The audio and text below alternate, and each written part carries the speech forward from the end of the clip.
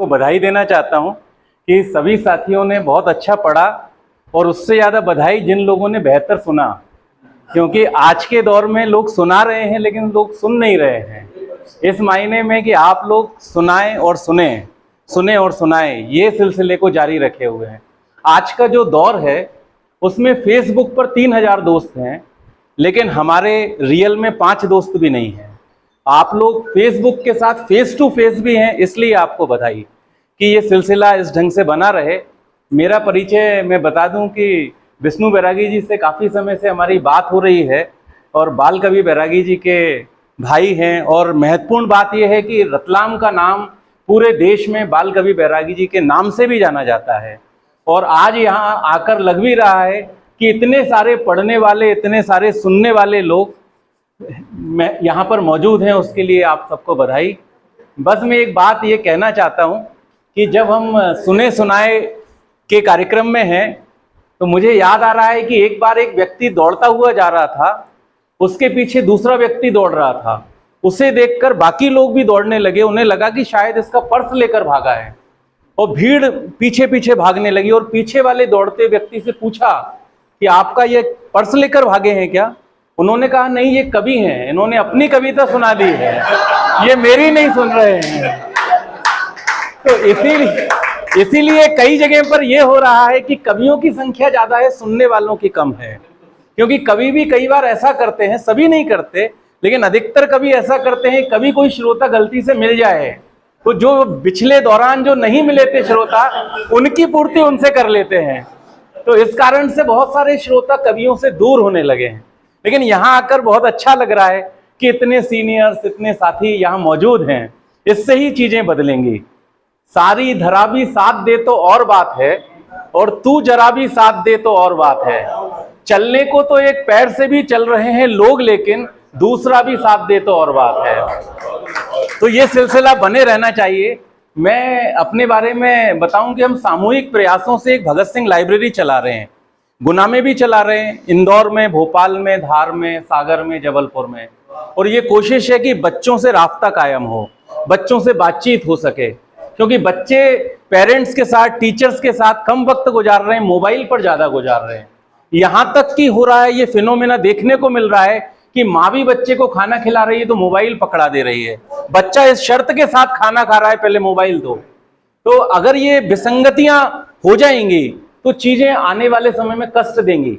Mobile बुरा नहीं है, मोबाइल हम सब चलाते हैं, लेकिन मोबाइल के एडिक्ट हो जाना बहुत खतरनाक है। आज इस ढंग का हो रहा है कि वक्त 8-8 घंटे लोग मोबाइल पर गुजार रहे हैं। रात में उस वक्त तक मोबाइल चलाते हैं जब तक वो नींद में मुंह पर न गिर जाए, और सुबह उठते भी फ्रेश होने बाद में जाते हैं, रात भर के मैसेजेस देखते हैं। मोबाइल बुरा नहीं है, ये उसी तकनीक की तरह है कि अगर एक सर्जन के हाथ में रहेगा तो वो सर्जरी करेगा, और डाकू के हाथ में रहेगा तो वो हत्या करेगा। इसीलिए तकनीक का इस्तेमाल हमारी शर्तों पे होगा, हम उसकी शर्तों पे नहीं जिएंगे। तो एक बात और है, ये मैं इसलिए कह रहा हूं, अमेरिका की एक घटना ने बहुत अंदर तक झकझोर दिया था। वो घटना आप सब लोगों तक भी शायद पहुंची हो, कई अखबारों ने उसे छापा, times of India, Hindustan times ने छापा।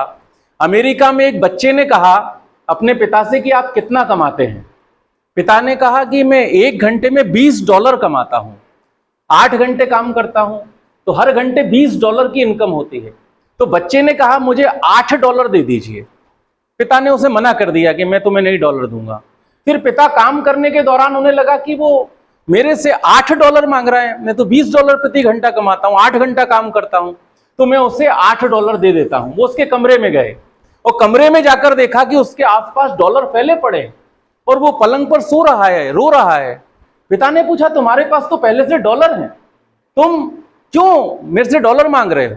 तो बच्चे ने कहा मेरे पास $12 है, मैं $8 मिलाकर $20 करना चाहता हूं, और वो $20 आपको देना चाहता हूं कि आप 1 घंटा काम ना करें, मेरे साथ खेल लें। आपके पास इतना वक्त नहीं है कि आप मेरे साथ खेल सकें। और ये सच में, ये अंदर तक दिल परेशान हो जाता है कि देखते नहीं है पार्क में बच्चे खेल रहे हैं या बुजुर्ग अलग घूम रहे हैं। लेकिन पहले का जो लगन जी ने बहुत अच्छा पढ़ा था कि पहले वाला माहौल धीरे धीरे खत्म हो रहा है। मतलब पहले बुजुर्ग 3-3 पीढ़ियां एक साथ पार्क में खेल रही हैं, बात कर रही हैं, चौपाल जम रही है, चबूतरे पर लोग बैठे हैं, ओटला पर बैठे हैं। तो ये सिलसिला अगर जारी रहेगा तो चीजें बदलेंगी। और कविता, कहानी, इस ढंग की गोष्ठियां हमें तहजीब और तमीज सिखाती हैं। पंसारी की दुकान पे या मेडिकल स्टोर पे तहजीब तमीज नहीं मिलेगी कि 5 किलो वहां से ले आओ या 5 कैप्सूल वहां से ले आओ। ये तो इस ढंग की गोष्ठियां हम जैसे लोगों को सिखाएंगी कि कैसे हमें पढ़ना है, कैसे सीखना है, कैसे बोलना है। इसी से चीजें बदलेंगी। और मुंशी प्रेमचंद ने कहा था कि जो साहित्य है उसमें गति है, उसमें वेदना है, उसमें चेतना है। और जिन लोगों को देखकर अगर वेदना है, समाज में कुछ गलत हो रहा है, समाज में कुछ अच्छा हो रहा है, साहित्यकार की लेखनी उनको इंगित करती है। अगर एक घटना समाज में हुई, उसको लेकर अगर कभी विचलित नहीं हुआ तो वो सही मायने में कवि नहीं है। कवि वही होगा जो मनुष्यता को लेकर काम करेगा। इसलिए शरद चंद्र इस देश के महान साहित्यकार हुए। उन्होंने कहा था, मुझे मनुष्य की मौत उतना दुख नहीं देती जितना मनुष्यत्व की मौत दुख देती है। मनुष्य जो पैदा हुआ है उससे तो मरना ही है, इसलिए मनुष्यत्व की मौत ज्यादा दुख देती है। तो ये कोशिशें आप लोग कर रहे हैं, इसके लिए बहुत बहुत बधाई। और इस ढंग का सिलसिला जारी रहना चाहिए। अगली बार जब भी होगा तो मैं कोशिश करूंगा मैं सुनने के लिए आऊं, एक श्रोता आप लोगों को मिल जाएगा।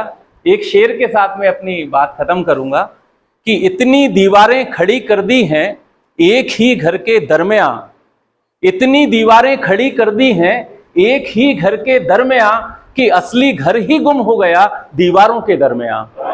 तो उसको तोड़ने का काम आप लोग कर रहे हैं। बहुत बहुत धन्यवाद। बहुत बहुत